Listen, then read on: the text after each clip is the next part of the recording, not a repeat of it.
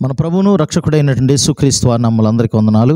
దేవుడు మనల్ని ప్రేమించి మరి యొక్క ఉదయ కాలాన్ని మనకిచ్చాడు. ప్రేమైన దేవుని బిడ్డలారా, ఈరోజు ప్రత్యేకంగా వాక్యాంశము నూతనమైన రక్షణ అనుభవంలో ఉన్న క్రియలు. నూతనమైన రక్షణ అనుభవంలో ఉన్న క్రియలు. లూకాసు వార్త 19వ అధ్యాయం మనం చూసుకున్నట్లయితే ప్రియులారా 9వ వచనం చదువుకుందాం. అందుకు యేసు, ఇతడును అబ్రహాము కుమారుడే, ఎందుకనగా నేడు ఈ ఇంటికి రక్షణ వచ్చి ఉన్నది. మనం గమనించినట్లయితే ప్రియమైన దేవుని బిడ్డలారా, క్రీస్తునందున ఉన్న ఎడల నూతన సృష్టి అన్నాం, అనగా పాతవి గతించిపోయినాయి అని చెప్పి. ఇక్కడ ఒక వ్యక్తిని చూస్తాం మనం, జక్కయ్య అనే వ్యక్తిని. తన పాత జీవితం ఏంటి? ఇక తన పాత జీవితాన్ని మనం గమనించినట్లయితే ఇక్కడ మనుషులు యేసుప్రభువారు తన దగ్గరికి వెళ్ళి తనతో మాట్లాడుతున్నప్పుడు వారందరూ సణుక్కుంటారు. ఏమని? 7వ వచనంలో మనం చూస్తే, అందరూ అది చూచి ఈయన పాపి అయిన మనుషుని యొద్ద బస చేయవెళ్ళనేనని చాలా సణుక్కొనిరి. ఈ జక్కయ్యనే, మేడి చెట్టు మీద ఉన్న జక్కయ్యని యేసుప్రభువారు చూసి, జక్కయ్య త్వరగా దిగిరా, నేడు నీ ఎంట ఉండవలసినది అని ఆయన ఇంటికి వెళ్ళినప్పుడు వీరందరూ ఏమంటున్నారు? పాపి అయిన మనుషుని యొద్ద అంటున్నారు. అంటే ఈయన కొన్ని పాపాలు చేశాడని అక్కడ మనకి అర్థమవుతా ఉన్నది. అంతేకాదు, ఈయన ఎప్పుడైతే యేసుప్రభువారు ఆ ఇంటికి వెళ్ళాడో తన పాత జీవితం మార్చేసుకుని కొత్త జీవితం వచ్చింది. ఈయన డబ్బు మీద ఆశ కలిగినోడు, కానీ డబ్బు మీద ఆశ అంతా పోయింది. యేసయ్య ఆయన ఇంట్లో రాగాలే, ఆయనతో మాట్లాడంగాలే ఏమంటున్నాడు ఇక్కడ? అయ్యా, నేను ఎవడి ఎద్దైతే అన్యాయంగా తీసుకున్నాను అంటున్నాడు. అక్కడ ఏమంటున్నాడంటే 8వ వచనం, జక్కయ్య నిలబడి, ఇదిగో ప్రభువా, నా ఆస్తిలో సగం బేదలకు ఇచ్చుచున్నాను అన్నాడు. అసలు డబ్బు మీద అంత పిసినారి ఆయన తన ఆస్తిలో సగం ఇస్తానన్నాడంటే నిజంగా పాత జీవితం పోయింది. పాత జీవితం ఏంది? డబ్బు మీద ఆశ. అంటే కొత్త జీవితం వచ్చేసింది.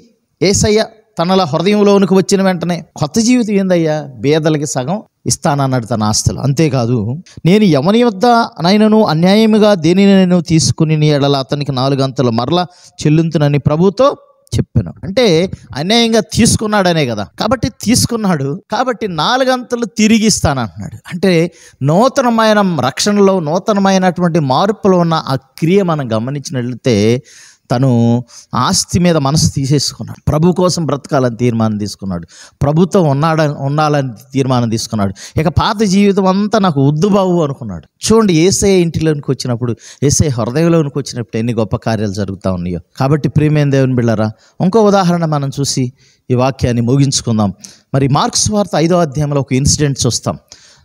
ఒక వ్యక్తి మరి సేన అనే దయ్యముల చేత బాధపడి దాదాపు ఆయన ఎప్పుడు చూసినా సమాధుల్లో వాసం చేసాడు. వాడు ఇంటి దగ్గర ఉండేవాడు కాదు. అంతేకాదు, అతన్ని ఆపటానికి ఇనుప గొలుసులతో కట్టేసేవాడు. కానీ ఆ ఇనుప గొలుసు తెంపుకుని మరలా పోయి సమాధుల్లో కూర్చునేవాడు. తనకు నెమ్మది ఉండేది కాదు, కుటుంబానికి నెమ్మది ఉండేది కాదు, సంతోషం ఉండేది కాదు, సమాధానం లేదు ఆ కుటుంబానికి. అయ్యో, కుమారుడు ఇట్లా అయిపోతున్నాడు, తల్లిదండ్రులు బాధ, బంధువులు వేదన. యేసుప్రభువారు ఎప్పుడైతే ఆ ప్రాంతానికి వచ్చాడో తనలో ఉన్న దయ్యం వెళ్ళిపోయింది. శాన అంటే దాదాపు 6,000 పైన అని బైబిల్ చెప్తా ఉంది. అన్ని దెయ్యాలు పట్టి తన బాధ పెడతా ఉన్నాయి ప్రియమైన దేవుని బిడ్డలారా. కాబట్టి మరి దేవుని రక్షణ తనకు వచ్చేసింది. ప్రభువారు వచ్చిన వెంటనే తనలో ఉన్న దయ్యాలు వెళ్ళిపోయినాయి, తనకు రక్షించబడ్డాడు. మనం గమనించినట్లయితే ప్రియమైన దేవుని బిడ్డలారా, వచ్చిన ఆయన దెక్కపొలి ప్రాంతానికి వెళ్ళి స్వార్థను చెప్పనారంభించాడు. తనకు జరిగిన కార్యాలు తెలియజేస్తున్నాడు అందరికీ. ఆయన్ని చూసిన వారందరూ ఆశ్చర్యపోయారని బైబిల్ చెప్తా ఉంది. చూడండి, అది నూతనమైన రక్షణలో ఉన్నటువంటి క్రియ. క్రీస్తు మన దగ్గరకు వస్తే, మనల్ని తాకితే మనలో ఉన్న గొప్ప మార్పు అది గమనించండి. కాబట్టి ప్రియులారా, మనం పాత జీవితాలు, వ్యర్థమైన జీవితాలు, సమాధానం లేని జీవితాలు ఎందుకు బ్రతకాలి? ప్రభుని ఆశ్రయిద్దాం. ప్రభువులో గొప్ప రక్షణ ఉంది, గొప్ప కార్యాలు జరుగుతాయి. మన టోటల్ మన జీవితం మారిపోతుంది. కాబట్టి ఆయన చేరుదాం, ఆ నూతనమైన క్రియలను మనం పొందుకుందాం, గొప్ప కార్యాలు మన జీవితంలో చూద్దాం. జక్కయ్య తన జీవితం మార్చుకున్నాడు. దయ్యాలు పట్టినటువంటి ఈ వ్యక్తి తన జీవితం మార్చుకుని మంచిగా ఉండగలిగారు. ప్రభువారు వారిని దర్శించినప్పుడు. ప్రభువారు కూడా ప్రతి వారిని దర్శిస్తాడు ప్రియులారా, ప్రతి వారిని తలుపు తడుతూ ఉన్నాడు. కానీ మన హృదయం అనే తలుపు తెరిస్తే ఆయన మన హృదయంలోనికి వస్తాడు, మనతో ఉంటాడు, మనతో కలిసి ఉంటాడు. ప్రియమైన దేవుని ఆ రీతిగా అలాంటి గొప్ప కార్యాలు మనం చూద్దాం. మనతో పాటు మన ప్రియులు అనేక మంది నశించిపోతున్నారు. వారందరి గురించి ప్రార్థన చేద్దాం. వారు కూడా ఈ రక్షణానుభవం సంబంధించినటువంటి సంతోషంలో, ఆ నూతన క్రియల్లో పాలిభాగస్తులుగా ఉండాలని కోరుకుందాం.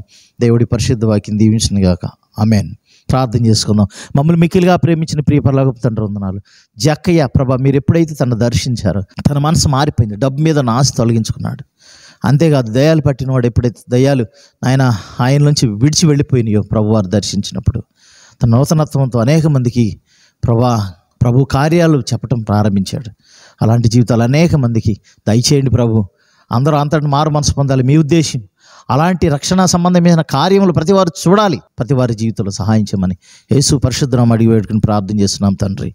ఆమేన్. మన తండ్రి అయిన దేవుని ప్రేమయు ప్రభువైన యేసుక్రీస్తు వారి కృపయు పరిశుద్ధాత్మని సహవాసం చేరి మనకును సకల పరిశుద్ధులకు ఎల్లప్పుడూ తోడే నడిపించును గాక. ఆమేన్. అందరికీ వందనాలు ప్రియమైన దేవుని బిడ్డలారా. God bless you. మరి ఉదయ కాలాన్ని కలుసుకుందాం మనందరం. దేవుడు మీ అందరిని దీవించును గాక. ఆమేన్.